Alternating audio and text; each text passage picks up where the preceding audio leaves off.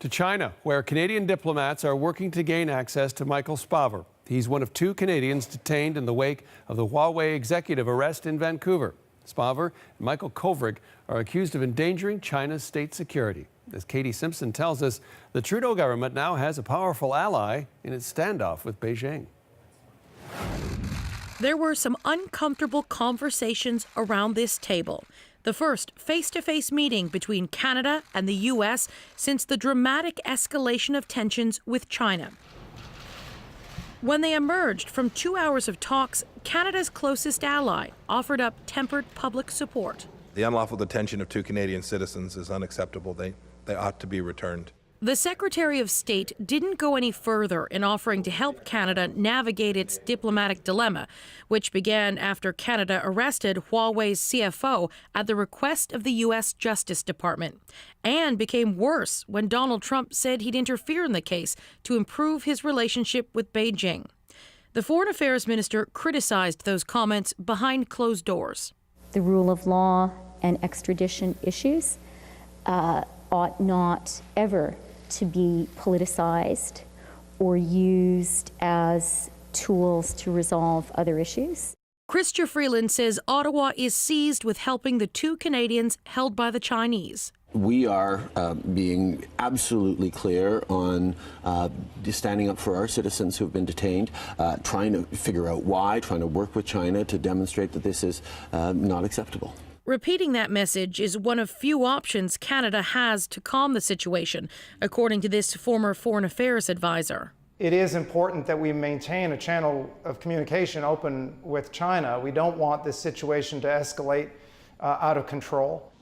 Friends of the detained Canadians, including this former diplomat who knows Michael Spavor, are now trying to be patient in light of so much uncertainty. I would say he's a very resilient personality. My greatest concern would be that the resolution of the case drags on. I'm told the only issue the embassy is focusing on right now is getting support to those 2 detained Canadians. It's essentially become a round-the-clock operation at this point. Here in Ottawa, there might be some time to regroup and find new ways to try to get Canada's message to resonate in Beijing that the government won't intervene in the Huawei court case. The CBC's Katie Simpson reporting. Jeffrey Sachs has been closely watching this story. He is an American economist and director of Columbia University's Center for Sustainable Development. We've reached him in Warsaw, Poland. Thank you for joining us, Professor Sachs. Many people say that Canada caught in the middle of a trade war between the U.S. and China. How do you see it? I think that's basically right. I think that the arrest of Ms. Meng was very inappropriate, completely outside the norm. And I think Canada's doing the bidding of United States policy that is not well controlled or well modulated. Could you understand the argument, though, that Canada has said that because of the extradition treaty, when the U.S. makes a request like this, we have to accede to that? Well, yes, I can understand that argument, but I can't understand grabbing a senior executive on these particular claims. You know, she's charged with, as I understand it, fraud for a presentation she gave to HSBC about Iran dealings. It's interesting that HSBC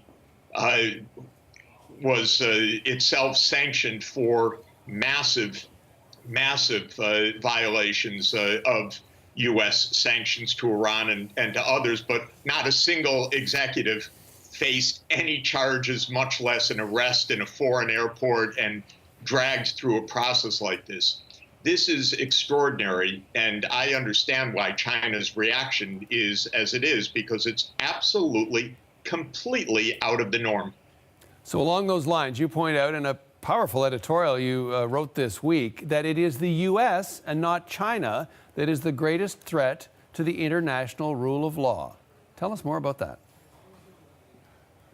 The fact is, look, you have a neighbor to the south that's quite erratic, but basically a little bit unhinged at China's rise in power.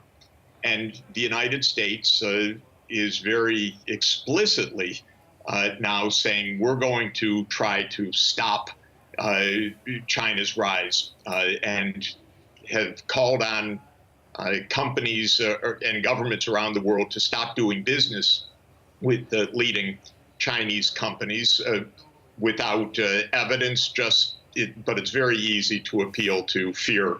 And so I'm hearing a lot of people say, oh, yeah, they're terrible. You can't do business with them.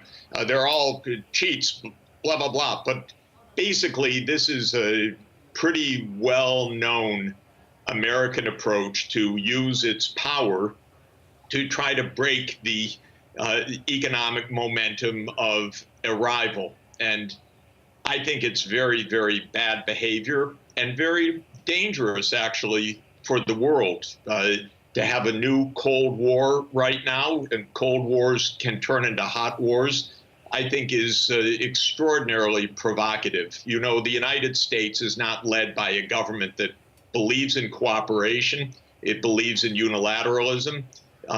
Canada felt some of that. I think I don't trust what the United States government right now is doing on almost any front.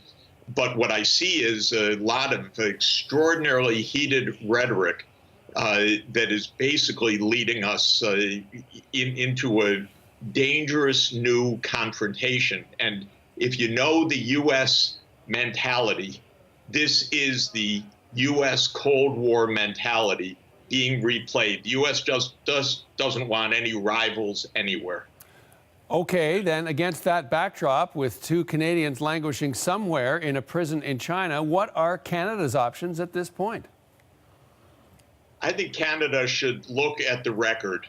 How many CFOs have been nabbed off of airplanes for the kinds of things that Madam Meng is charged with? I think you'd be very hard-pressed to find any precedents at all.